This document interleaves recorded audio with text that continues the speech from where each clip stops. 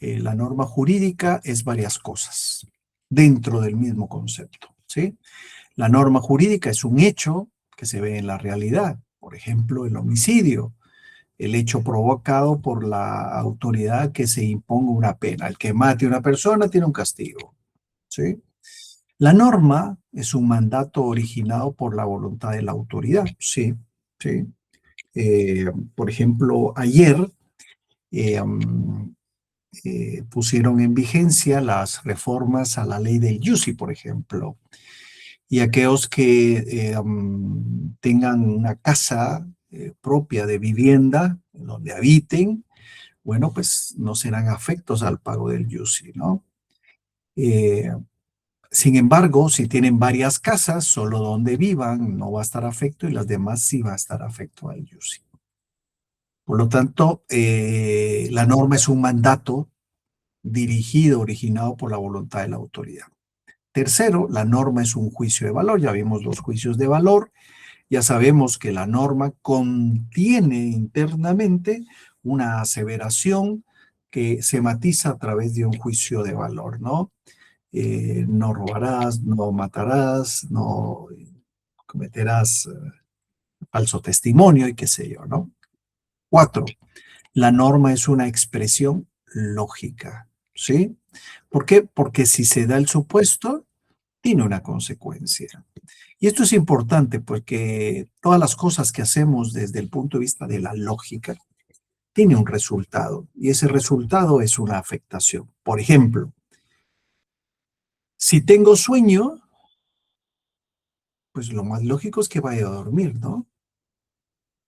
Si tengo hambre, lo más lógico es que coma, ¿sí? Entonces, ¿se dan cuenta ustedes cómo es una expresión lógica la norma? ¿Por qué? Porque tiene supuestos que son originados por una lógica del legislador que tuvo para proteger un bien jurídico tutelado.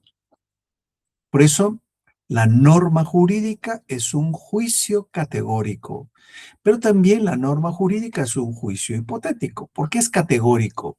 Bueno, porque las normas se consideran como órdenes impartidas por el Estado en forma de juicio categórico. El hombre no debe de matar, el hombre no debe de violar, el hombre no debe de robar, el hombre, o sea, son prohibiciones desde el punto de vista categórico, ¿no? Todos debemos de pagar impuestos, sí, todos no debemos de causar daño a otros, sí, son juicios categóricos. Por lo tanto, la norma, el derecho natural se traslada al campo jurídico. Un ejemplo de esto es el artículo derecho a la vida, es el artículo 5, ¿no? Sí, el artículo 5 de la Constitución dice, mire, hay que proteger la vida desde la concepción. Entonces es la vida, el derecho a la vida es un derecho natural que está matizado, está trasladado íntegramente al campo jurídico en nuestro sistema en el artículo 5 constitucional. También es un juicio categórico porque establece el nacimiento de obligaciones a través de proposiciones.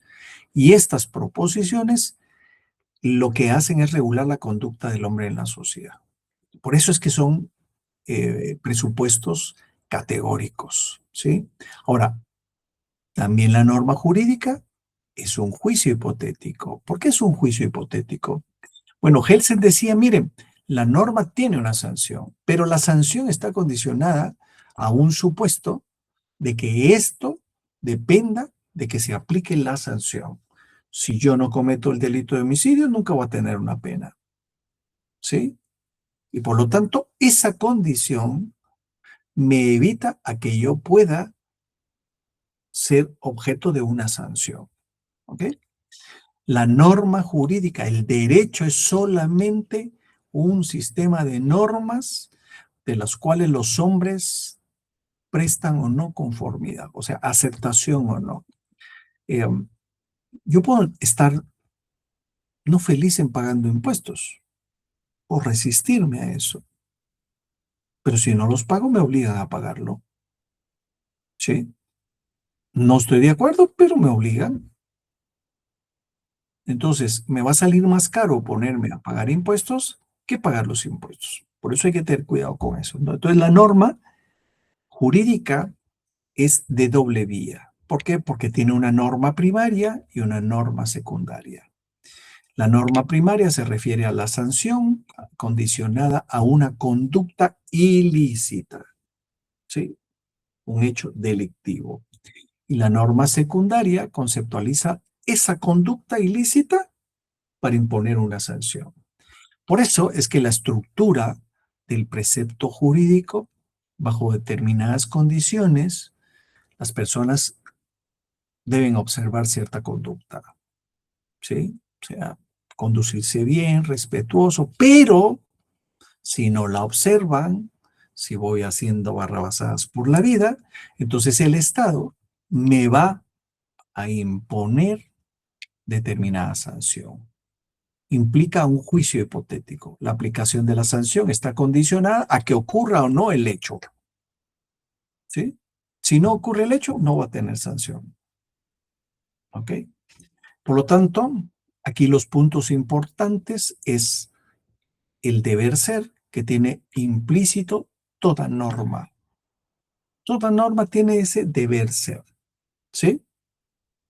Ahora, Kelsen supeditaba la sanción a que antes ocurra algo que desarrolle la sanción. Vamos a ver. Antes de que me pongan una pena por el delito de homicidio, pues tengo que cometer el delito, ¿no? Les ponía el ejemplo del delito de homicidio en la clase anterior. Se los voy a hacer el mismo ejemplo. Vamos a ver cómo están todos ustedes. ¿Qué pasa si me acusan de un delito de homicidio, pero no aparece el cuerpo? ¿Hay delito de homicidio o no? O No hasta que haya evidencia. sea, si no hay cuerpo, no hay delito de homicidio.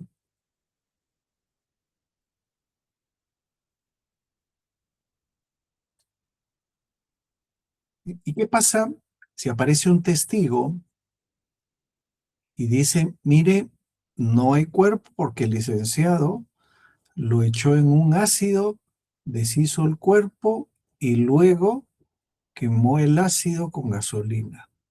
No hay ADN, no hay nada. Pero yo vi que el licenciado hizo eso. Tipo el doctor Maluf, No quiero poner nombres al ejemplo. fíjese el link de que, buenas noches, antes de que todo, Buenas. yo, yo tengo mi amigo que es abogado y él me estaba comentando que él llevaba más o menos la defensa. Bueno, era uno de los defensores de esta persona, pero Ujú. caso complicado, ¿verdad? Y después de que todo el mundo supo cómo había operado esta persona para ir a tirar los restos a un pozo como de 30 40 metros.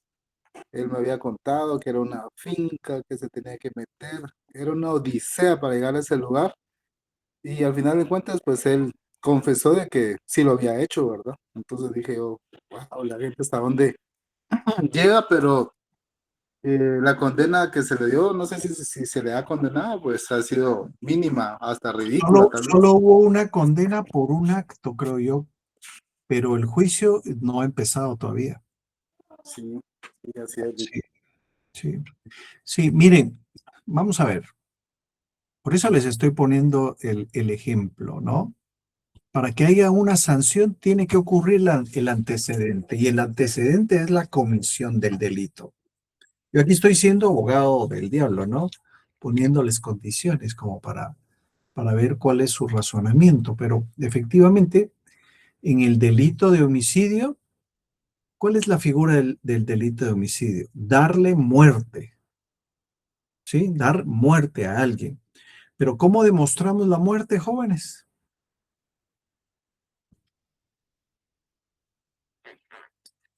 ¿Cómo demostramos la muerte de una Con un persona? cuerpo.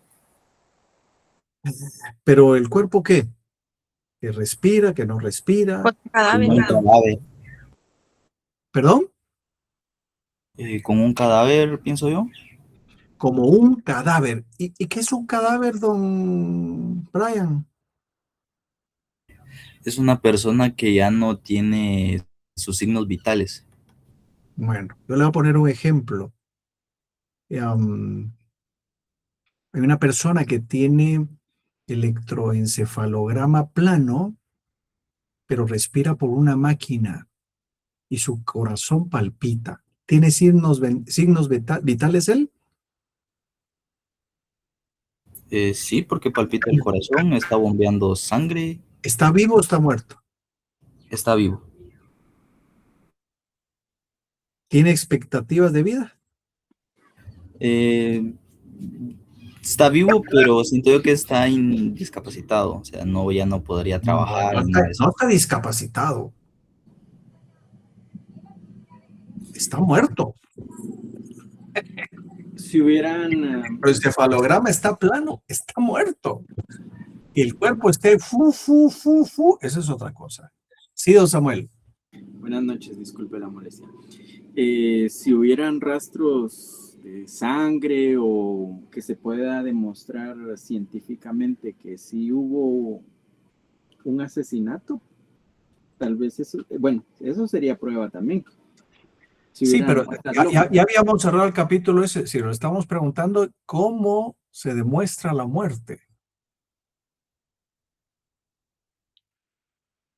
Yo considero y coincido con Wilder Gómez que con alguna prueba, algún testigo, algo que dé una pista de que esta persona pues cometió homicidio porque el No, no, cuerpo no. No, no. Estamos ya hablando de cómo se demuestra la muerte. Eso es lo que estamos preguntando.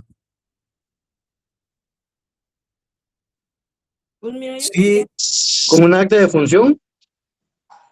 bueno, esto sería lo más fácil, ¿no? Pero Jonathan, Con un cadáver, licenciado, como le decía a Brian, un cadáver, pero que no presente obviamente signos vitales. Y como usted decía, tiene el encefalograma plano, o sea, se toma como muerte cerebral. Ya está sí, muerto. ok. ¿Un reporte médico? Sí, es que el informe del médico forense, pero ojo, no es solo la muerte lo que hay que demostrar, porque les voy a poner un ejemplo. A mí me cae mal una persona. Entro a su casa, está dormido y le disparo, pero tengo tan mala puntería que le pego en un brazo y en una mano y salgo corriendo. Al día siguiente, el informe médico forense dice que tiene 2 balazos, pero no murieron por los balazos, porque él ya estaba muerto. ¿Qué delito cometí? Intento de homicidio. ¿Por qué intento de homicidio si ya estaba muerto? Porque no fue el, Homicidio es matar a una persona. Él estaba muerto. ¿Qué delito es? ¿O será doblemente homicidio? Porque lo estoy matando nuevamente. No, él ya estaba muerto. ¿Qué delito es?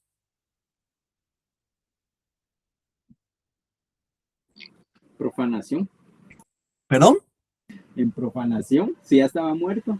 No, porque profanación es un delito, la profanación de tumbas es un delito cuando una persona ya está enterrada. ¿Sí? Pero él ya Intento de estaba muerte muerto. en grado de tentativa. Por eso, pero ¿por qué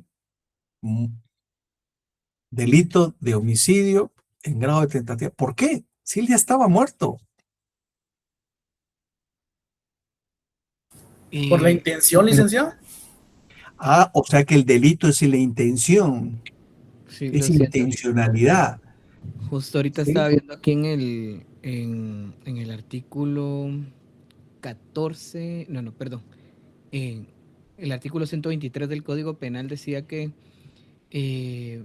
existe la tentativa cuando se comienza la ejecución del delito o con la intención de cometerlo mediante actos exteriores e idóneos que no se consuman por razones independientes a la voluntad del agresor. O sea, el agresor quería hacerlo. Sí, Esto no no, está- pero eso es, vamos a ver, esa figura es en el supuesto de que yo esté vivo. Yo vengo, planeo, le disparo, pero no me lo echo. Esa es tentativa de homicidio. Ahí sí está clarísimo, ahí sí lo entiendo yo, porque yo preparé todo para matarlo, pero no me lo eché porque tengo mala puntería. Pero este ya estaba muerto. ¿Qué delito es? Pues yo creo, Lee, que el simple hecho de entrar a una propiedad privada es un delito como robo. Pero eso podrá ser allanamiento. Sí, exacto. Pero ese es un delito insubstancial con respecto a lo que estoy preguntando yo. ¿Qué delito es si él ya estaba muerto? Yo siento, más bien yo vi acá que decía que era un disparo sin causa justificada.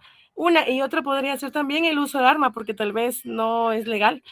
Pero pues esos son delitos veniales que hasta con una multa sale uno, ¿no? Pero como no hay vida, o sea, disparó sin, no sé. Sí. Por eso les digo yo, vean, ¿se dan cuenta ustedes cómo es de interesante el derecho? Delito imposible. Wow, ¿cuál es el delito imposible? Don Alfredo. Solo baja el código, espere.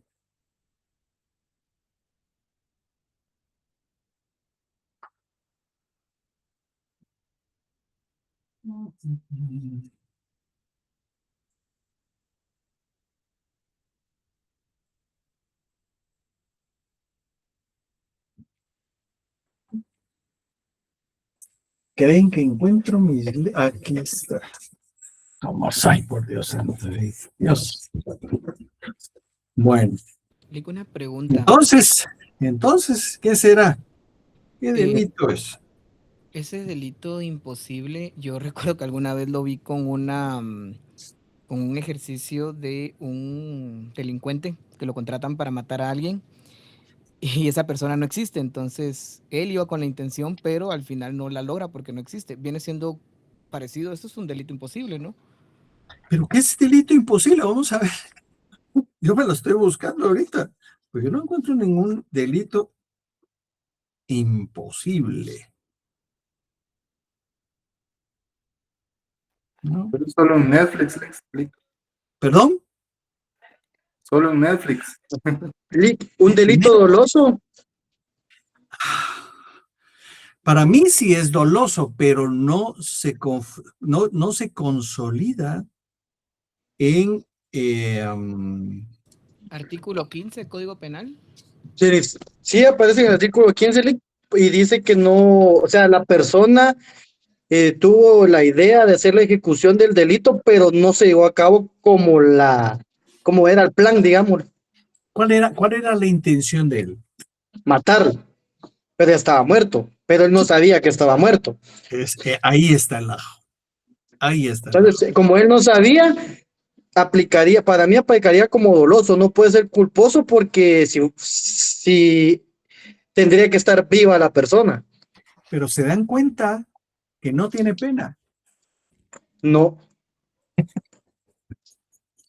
porque es una característica, no es un delito, no es una figura delictiva.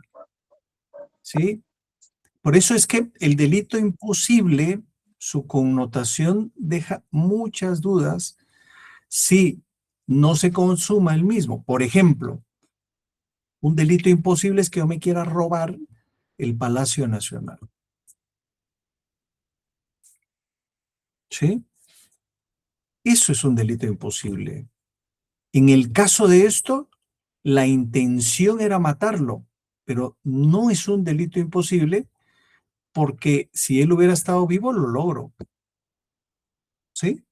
Pero no es imposible porque la naturaleza no está excedida con respecto a la situación natural de la persona.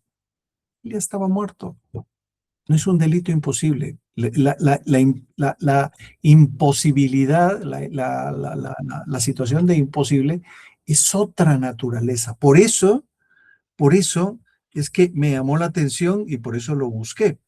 Tentativa imposible. Yo quiero robar el Palacio Nacional, pero no me lo puedo robar. ¿Por qué? No me lo puedo robar porque es imposible que me lo robe. O Tikal, por ejemplo. Porque eso es hasta un bien protegido por el Estado. ¿Sí, don Carlos? Sí, o sea que la única forma de poder, o sea, juzgar a esta persona es por otros delitos, más no porque disparó. No, porque lesiones no hay. Porque ya estaba muerto. Homicidio no hay. Lo que pusieron aquí alguien, profanación, tampoco hay, porque la profanación de muertos es solo cuando ya estén enterrados. O necrofilia, por ejemplo, que no hay necrofilia ahí tampoco, ¿no?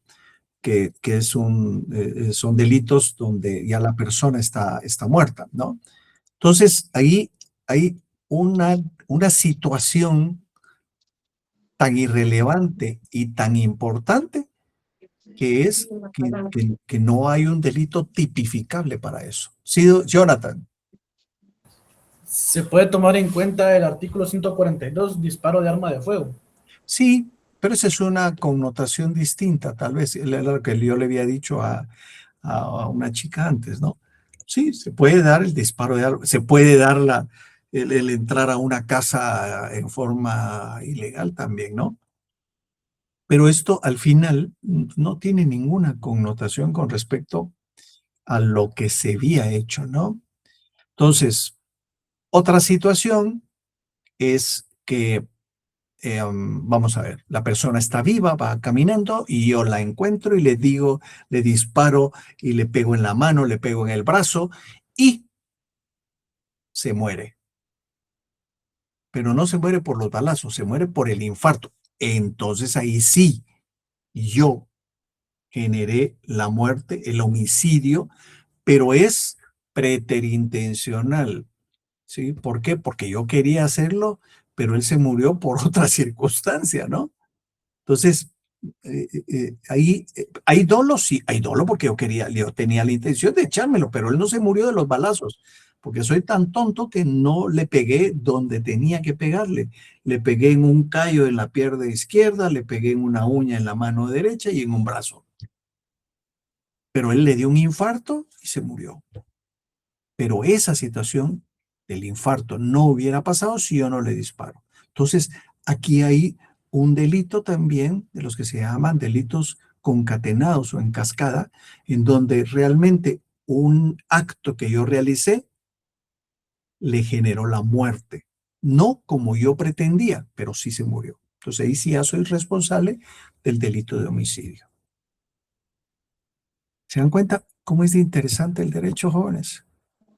Dije, si fuera el caso que Yo no soy penalista ni nada por el estilo, pero sí me llama la atención todas estas cuestiones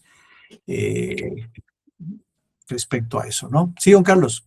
si fuera el caso que solo enseñarle el arma se muere la persona y no le dispara, También. sería doloso. Sí, no, ahí hay culpa, porque vamos a ver, ¿cuántas gentes hay en la calle sacando pistola aquí en Guatemala? Imagínese, y un montón de gente. Imagínese que usted sea una persona enferma del corazón, que tiene ciertas connotaciones. Depresión. Sí, y me saca la pistola y me quedo trabado ahí, se me para el corazón. Si él no hubiera sacado la pistola, yo no me hubiera muerto porque no me hubiera asustado. Entonces él generó eso, pero solo con sacar la pistola no tenía la intención de dispararme ni nada, pero ese acto externo de él me generó a mí la muerte. Entonces es un homicidio, ¿sí? Preterintencional, porque él no tenía la intención, porque no me disparó, no me apuntó, nada. Él solo sacó el arma y la preparó. Y si se murió, ni le robó nada. Nada. Entonces, este es un homicidio preterintencional, porque la intención no era matarlo, pero se murió. el resultado fue ese, la muerte, ¿no? Pero bueno, ¿se dan cuenta cómo también si nos ponemos del lado del abogado del diablo, le vamos a encontrar defectos y situaciones? Y eso es lo que uno tiene que hacer en el derecho. Ver todas las aristas que se den con respecto a. El derecho penal es interesante, pero es muy lógico también. Hay otros derechos en donde es más complejo el asunto, porque hay que demostrarlo científicamente a través de unos medios idóneos. Es otra cosa, ¿no? Precisamente hoy que fui a la corte, que me encontré a don Carlos, yo venía de hablar con un magistrado de la Corte Suprema y hablábamos precisamente de eso, ¿no? Precisamente de que hay muchos casos tan complejos y tan difíciles que a veces hay que auxiliarse de expertos en otras materias, financieros, económicos y un montón de cosas adicionales. ¿Por qué? Porque son tan enredados los casos que son bien difíciles y bien complicados. Sí, don Carlos.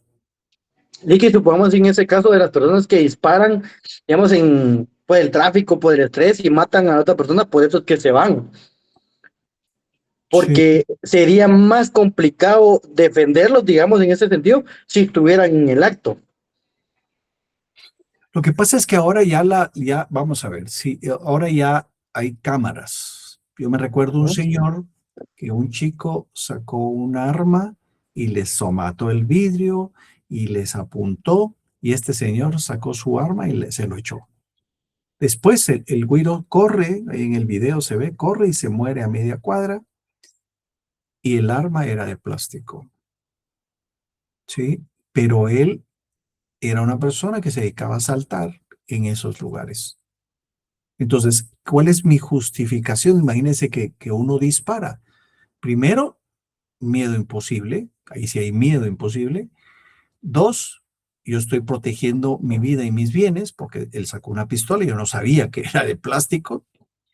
Y tres, reaccioné en defensa mío. Entonces, esta persona, este señor, demostró que tenía su licencia de arma, estaba legalmente, y el video demostró que efectivamente él actuó en defensa de su persona y de sus bienes. Por lo tanto, prestó la declaración, el video se adjuntó a las pruebas y se acabó el asunto. Se fue para su casa. Entonces, pero esto no sucede normalmente. Sucede normalmente, ¿verdad? Pero bueno, hay que tener cuidado. Lo mejor es no andar armado, porque creo que a veces las personas por enojo, por insultos de tránsito, se convierten en energúmenos potenciales, y quienes cargan arma para protegerse, pues a veces la mal usan, ¿no? Y ahí hay muchos casos, muchos ejemplos de lo que sucede en la realidad. Bueno, ¿cuál fue el mérito de Kelsen en todo esto? En todas estas proposiciones? Bueno, pues que se diferencia o se separa, Kelsen dice, mire, las normas jurídicas de las normas naturales tienen una separación, son diferentes, ¿no? ¿Por qué se separa el derecho de la naturaleza? Bueno, porque el derecho regula conductas, la naturaleza no regula conductas. Decía un filósofo y ¿cómo se llama? Un escritor español, que la naturaleza es irreverente y caprichosa, ¿sí? No puede haber una ley que diga, mire, va a llover dentro de 15 minutos o va a temblar dentro de 2 horas, porque eso no se puede regular, ¿sí? Dicen que si tiembla mucho, va a haber un terremoto. No, eso no es así, al contrario, si tiembla mucho es porque hay un desfogue de la energía, y es preferible que esté temblando mucho, así por ratitos, y no que haya un solo trancazo que ocasione muchos daños. Entonces, que sea muy fuerte, ¿no? Entonces, la naturaleza no se puede regular. En cambio, el derecho sí regula las conductas de las personas. También el derecho se separa de la religión. ¿Por qué? Porque la religión es una sanción para otra vida, ¿sí? Yo hago buenos actos, hago cosas buenas, bueno, para que al final de mi vida yo pueda entrar en la gloria eterna y se acabó el asunto. ¿Sí? Sin embargo, el derecho, la sanción se da en un mundo concreto hoy, en el presente. El derecho también se separa de la moral. ¿Por qué? Porque la moral no prevé sanción. Si mis actos morales, por ejemplo, el saludar, pues, no me representa ninguna sanción. ¿Sí? Al contrario, si hoy, por ejemplo, don Carlitos, que me lo encontré y me dice, ¿qué tal? ¿Cómo está? Y yo me hago loco y me doy la vuelta y me voy. Bueno, va a decir don Carlos, qué abusivo, qué pedante, qué esto, qué lo otro, que la Daniel, pero no pasa nada. ¿Sí? No pasa nada. Y después me lo dirá en clase, mire, Lico, hoy lo vi, usted se hizo loco, que yo lo saludé, y él, ya, se acabó el asunto. Pero la moral no prevé sanción. En cambio, el derecho sí prevé sanción. Las normas jurídicas enlazan hechos condicionantes, unas consecuencias coactivas y que son impuestas por el Estado y por lo tanto el orden jurídico exterioriza el uso de la fuerza. En la moral y en la ética no, ¿sí? ¿Cuáles son entonces las relaciones y las diferencias entre moral y ética? Ambos son sistemas normativos de la conducta. La moral regula mi conducta, el derecho también. ¿Se dan cuenta? ¿Sí? La moral regula mi conducta y el derecho también. Ambos crean orden. Yo sí creo perfectamente que la moral crea un orden lógico. ¿Cómo así un orden lógico? Bueno, si en la casa nos sentamos todos a la mesa a comer, pero uno sube la pierna, el otro está acostado en la mesa, otro, entonces no hay orden. ¿Sí? Pues la moral es, no, siéntese bien, comamos todos, pues damos gracias o lo que sea y se acabó y todos estamos felices y contentos. ¿Por qué? Porque el orden es moral. La moral prescribe como obligatoria todo aquello que es perfectamente permitido jurídicamente. ¿Sí? Todas las normas morales son permitidas jurídicamente. Yo no creo que haya una norma jurídica que diga, no, no, eso que está haciendo es incorrecto. Eso que está haciendo moralmente es incorrecto. No, no creo. El derecho tiene una connotación ética también, ¿no? La moral sirve para que el juez pueda reforzar o atenuar una norma jurídica. Si el juez tiene moral, tiene ética, va a emitir buenas sentencias. Ronald Working, en un librito que está aquí atrás que se llama El Derecho en Serio, decía, miren, es preferible tener buenos jueces que buenas leyes. Porque una buena ley, si hay un mal juez, no servirá para nada. En cambio, si hay un buen juez, aunque la norma sea mala, el juez va a poder solucionar todos los elementos que tengan relación con eso. Por eso, la moral siempre interviene en la creación de normas, en la aplicación de normas e en la interpretación de normas. No toda la moral tampoco interviene en el derecho, porque hay unas normas morales que no sirven para el derecho, pero otras sí, otras sí, otras sí. Por eso es que el fin teleológico del derecho siempre, aquella puertita que está ahí al final del camino del derecho, es la justicia. La justicia no está antes, durante, entre, no, está al final. El fin del derecho es la justicia. ¿Ok? ¿Dudas, preguntas? ¿No? Bueno, entonces veamos, terminemos un tema que habíamos dejado abierto con la ley de la causalidad. Sí, don Job. Disculpe, como había mencionado anteriormente que habían casos complejos, incluye también una parte de tecnología o con lo tecnológico de hoy en día, por ejemplo. ¿Perdón? Es que no le oí mucho.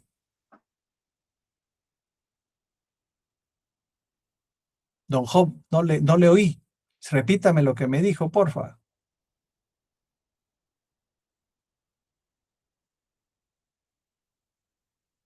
Don Job Darío.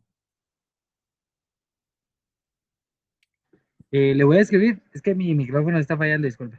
Va, ok.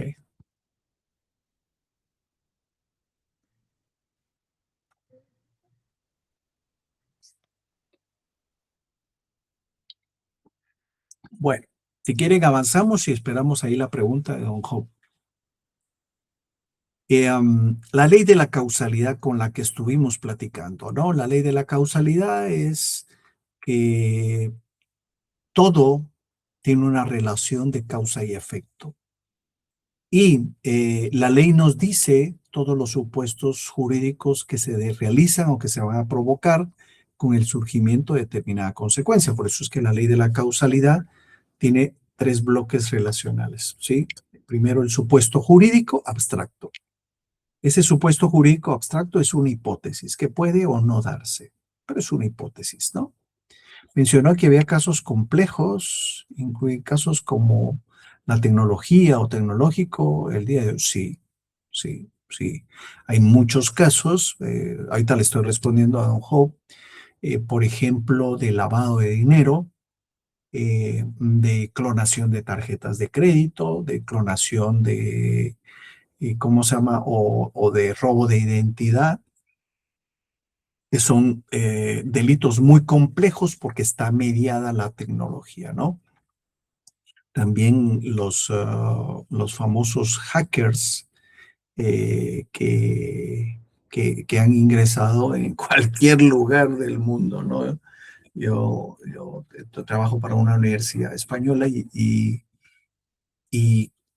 despuesito de la pandemia me enviaron un correíto, uno de los directores de área de allá, y me decía, mira, no vayas a entrar a tu correo. Entonces, pero me estaba enviando a mi correo personal. ¿Pero por qué le digo yo? Porque hackearon toda la información, absolutamente toda la información de la universidad y están enviando correos particulares y cuando ingresas al correo particular, supuestamente para que ingreses en el nuevo correo, ellos ingresan a tu correo y te empiezan a bajar información, si tienes cuentas y esto y el otro, entonces no ingreses. Dicho y hecho, como a los 2, 3 días me llegó un correo. Si quieres recuperar toda tu información, entra en este acceso. Yo solo lo vi y lo borré de una vez, ¿no? Pero ya porque sabíamos esa cuestión. Pero sí, hay delitos, hay circunstancias, hay casos complejísimos que tienen que ver esa connotación de la tecnología. Don Alfredo dice, en el DIGECAM, también en el DIGECAM, bueno, eran venezolanos los hackers, no lo sé, pero sí entraron y se robaron mucha información y por eso estuvieron llamando a la gente para que fuera a recomponer físicamente todo eso. Sí. Ok, seguimos pues. Ley de la causalidad. Son 3 bloques. El supuesto jurídico abstracto es una simple hipótesis. Sí, perfecto. Y cuando se realiza el supuesto jurídico, ya es un elemento contingente. ¿Por qué? Porque sucede o no sucede. Cuando se realiza, se aplica o simplemente no lo aplicó nunca. Por eso el supuesto jurídico es un supuesto ya finalmente realizado, ya no es una simple hipótesis. Cuando ya se habla del supuesto materializado, estamos hablando que ya no es una hipótesis aquí, sino ya es una cuestión realizada. Y por lo tanto, el surgimiento de las consecuencias jurídicas ya se materializan y surgen las consecuencias jurídicas que se traducen en el nacimiento, extinción, modificación o transmisión de los derechos y de las obligaciones. Por eso es que es tan importante tener en cuenta la consecuencia jurídica, el cumplimiento efectivo de la consecuencia, que puede realizarse o no el derecho, o puede realizarse o no el deber jurídico. Esta es una diferencia sustancial. ¿Por qué? Porque cuando hablamos del derecho, estamos hablando de una circunstancia en donde me da derechos a mí y cuando hablamos del deber jurídico estamos hablando de obligaciones. Por ejemplo, la connotación de un delito puede darse o no. Aquí está la hipótesis. Cuando la hipótesis se materializa, se determina el delito y se acabó. Aquí se está realizando el derecho sí o sí. En el otro ejemplo de que puede realizarse o no un deber jurídico es, por ejemplo, si yo vendo mi carro y hay una persona que está interesada, nos ponemos de acuerdo con el precio, nos ponemos de acuerdo en cómo lo va a pagar, en dónde lo va a pagar y ta, ta, ta, ta, ta, ta. Pero hay alguna circunstancia que no se materializa. Entonces el deber jurídico de ambos no se dio. Pero por alguna circunstancia sí se da el contrato y entonces aquí hay una obligación, de entregar el carro y de pagarlo. Entonces aquí sí se materializan ambos deberes jurídicos. Sí, Jonathan.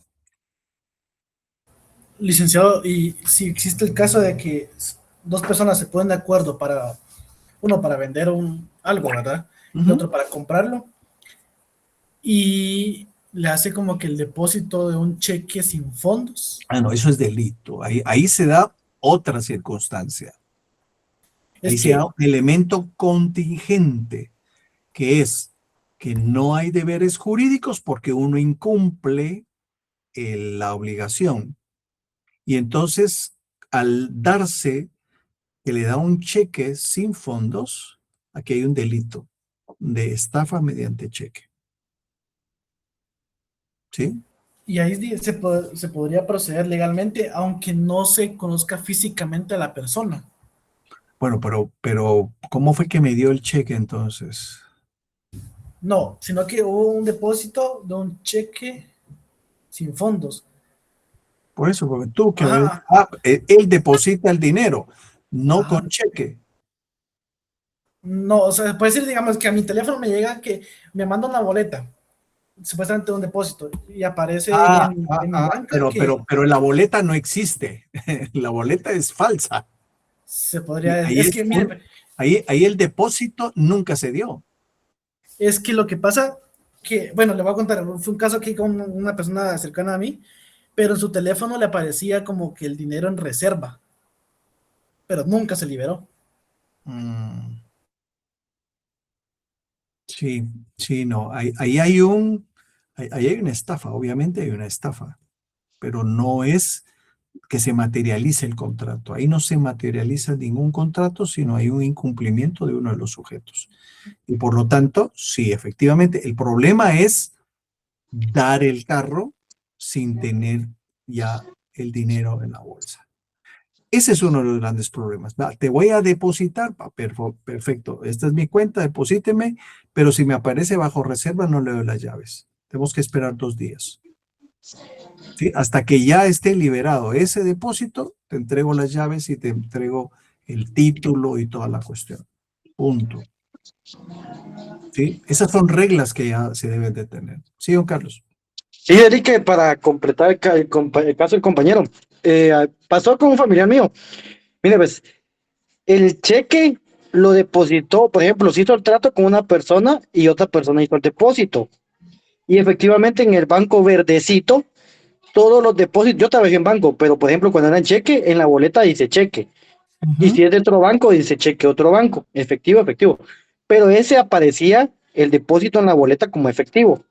Entonces a él le entregaron la boleta y yo revisé la boleta y sí, efectivamente entró como efectivo. Entonces a él le aparecía en reserva. Entregó el teléfono y cuando él quiso hacer un retiro, no había nada. Entonces fuimos a la agencia donde se realizó el depósito y pues a la conclusión que llegamos que para que eso suceda tiene que haber más personas involucradas. De ahí del banco.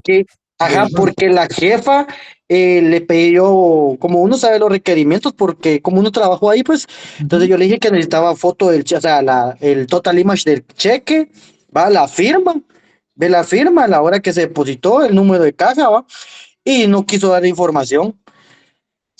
Y el cheque resulta que era un cheque del Estado. Wow. O sea, la chequera ya ni siquiera estaba activa. Entonces, si no está activa, ¿cómo fue que pudieron hacer el depósito? Entonces, ese es el detalle. Entonces, es lo que el compañero quiere tratar de decir, porque pasa mucho en ese banco y pues para los compañeros tengan cuidado cuando van a vender algo, si es en el cheque, en el banco verdecito del pueblo, porque en ese sí aparece, aunque sea de cheque, en efectivo. Y ahí es donde todos pierden. Por eso es que dicen, deme una cuenta de ese banco. Es complejo todo este tipo de cuestiones. ¿Ok? Gracias, don Carlos, gracias, Jonathan. Bueno, pasemos al último tema del día de hoy, que es el ordenamiento jurídico. El ordenamiento jurídico, cuando intentamos definirlo, pues hay muchos elementos ahí. Yo les pediría ahorita que ustedes pusieran la mayor atención para que podamos concretar todos y cada uno de los elementos. Y luego pasar al siguiente tema, que vamos a ver que tiene que ver mucho la correlación de esto, ¿no? Cuando definimos el ordenamiento jurídico, ya no estamos hablando de la estructura del ordenamiento, estamos hablando del ordenamiento. ¿Qué es el ordenamiento jurídico? Es el conjunto de normas positivas. Conjunto de normas positivas quiere decir que son las normas que se aplican, vigentes. Son aquellas normas que han pasado toda la tramitología, toda la liturgia para ponerse en vigencia. Relacionadas entre sí jerarquizadamente. Y hay una jerarquía, constitución, norma ordinaria, ¿sí? Que sirven para regular todos los momentos de la vida de las personas, pero también regula a las instituciones, ¿sí? Del Estado, dentro de una nación, de un pueblo, de una república, ¿sí? Esos son los 6 elementos. Si ustedes se aprenden esos 6 elementos, van a poder hacer la definición, el concepto muy rápidamente. ¿Por qué? Bueno, pues porque este esquema jurídico es como meter en una gran bolsa todas las leyes, absolutamente todas.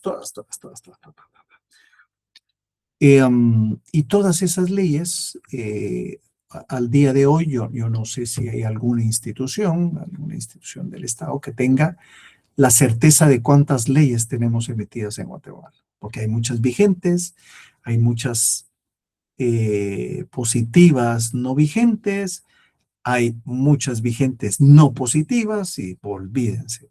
¿Y cuántas áreas del derecho hay en Guatemala? Una infinidad. Por lo tanto, hay que tener en cuenta aquella famosa pirámide de Kelsen, donde está la jerarquización de las normas. ¿Y por qué es tan importante el ordenamiento jurídico? Bueno, porque el ordenamiento jurídico es esencial en una sociedad, ya que la sociedad no camina si no tiene un ordenamiento jurídico efectivo. Y eso es lo que a veces se nos achaca como país, que nuestro sistema es anacrónico. Y sí, efectivamente, hay muchas normas que ya están desfasadas en el tiempo y hay que darle su remozada o crear nuevas normas para generar una certeza mayor, ¿sí? Por ejemplo, el ordenamiento jurídico instaura y procura un orden. ¿Por qué? Porque señala conductas que todos debemos de cumplir y aquellas que también se prohíben, esas conductas que no están calificadas dentro de una norma, pero que se prohíben, ¿sí? También delimita instancias y competencias entre gobernantes y gobernados. Todos nosotros, los que no ejercemos cargo público, podemos hacer todo lo que la ley no nos prohíba. Artículo 3 constitucional, libertad de acción. La libertad de acción nos dice, perdón, artículo 5, no 3, perdón, artículo 5. Perdón, toda persona tiene derecho a hacer lo que la ley no le prohíbe. Mientras que los gobernantes solo pueden hacer lo que la ley les faculte hacer. ¿Sí? Por eso Hart decía, miren, La unión de normas primarias y secundarias, deberes y obligaciones de cualquier jerarquía es lo que genera un ordenamiento jurídico. Aftalión y Vilanova decían también, mire, el ordenamiento jurídico tiene cierta estructura. Las normas se interrelacionan de forma tal que comparten un mismo plan jerárquico, mientras otras están en situación de subordinación. ¿Qué quiere decir esto? Leyes verticales y leyes, verticales y horizontales. Cuando hablamos de horas horizontales, estamos hablando de normas que tienen una misma jerarquía ordenada. Pero cuando hablamos de verticales, es cuando tienen una jerarquía subordinada. Por ejemplo, la Constitución y leyes. Código Civil, Código Penal, Código ta. Pero en una jerarquía ordenada horizontal está el Código Penal, Código Civil, Código Laboral, Ley de lo Contencioso Administrativo. Entonces, estas están en la misma situación. ¿Y por qué están coordinadas? Bueno, pues porque están interrelacionadas todas. Por ejemplo, en los casos penales, muchos de las consecuencias se aplica en la ley civil. ¿Por qué? Bueno, pues porque se sanciona un delito, pero también se determina una consecuencia civil cuando hay que pagar daños, perjuicios, reivindicaciones, obligaciones posteriores y qué sé yo, ¿no? Y en otros casos, donde se ven asuntos de familia, por ejemplo, el que no quiere pagar alimentos de sus hijos, ya lleva 6 meses, cumplió 1 año, la señora le pide al juez de familia que certifique lo conducente para que se le procese por el delito de negación de asistencia económica. Entonces, aquí de familia se va a la vía penal, ¿sí? Entonces, todos tienen que estar coordinados. Y por último, ¿cuáles son los caracteres del ordenamiento jurídico? Son 3. Unidad, ¿sí? El ordenamiento jurídico es una totalidad ordenada. Cada norma es coherente con la anterior, lo que les ponía el ejemplo, ¿sí? Segundo, es coherencia. El ordenamiento jurídico tiene una relación de compatibilidad entre todas las normas del ordenamiento, ¿sí? Si hubiera una incompatibilidad, o sea, que se opusieran las normas, la propia ley determina procedimientos de resolver esos conflictos. Vamos a ver más adelante cómo se resuelven las antinomias. Antinomias quiere decir contradicción de normas de igual jerarquía. ¿Cuál se aplica? ¿Cuál se deja de aplicar? Eso vamos a entrar más adelante. Y por último, la plenitud. El ordenamiento jurídico es una vinculación con la actividad jurisdiccional, o sea, de los jueces, ¿sí? Es la característica más importante. El juez debe seguir juzgando aunque no haya norma. El juez tiene que resolverlo, porque sería incompleto un sistema en donde el juez no pudiera resolver por falta de leyes. ¿En dónde encontramos esa figura? La vimos el año pasado, ¿sí? La vimos el año pasado, los que estuvieron conmigo, pero si no, los que no estuvieron conmigo tuvieron que haberlo visto con sus profesores. ¿En qué artículo lo encontramos esto de que el juez tiene la obligación de resolver el caso, aunque no haya una norma?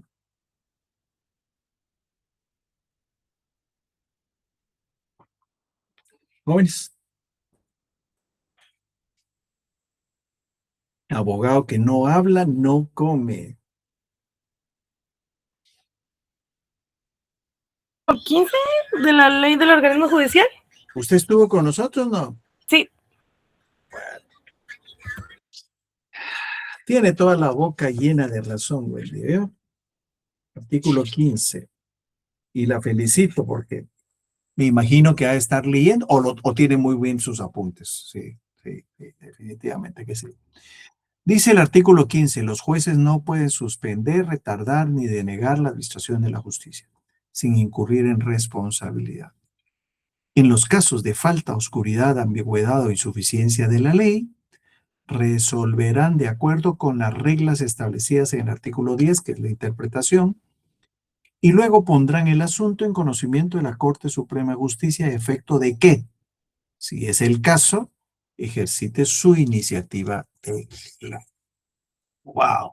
Clarísimo. Bueno, ¿dudas, preguntas?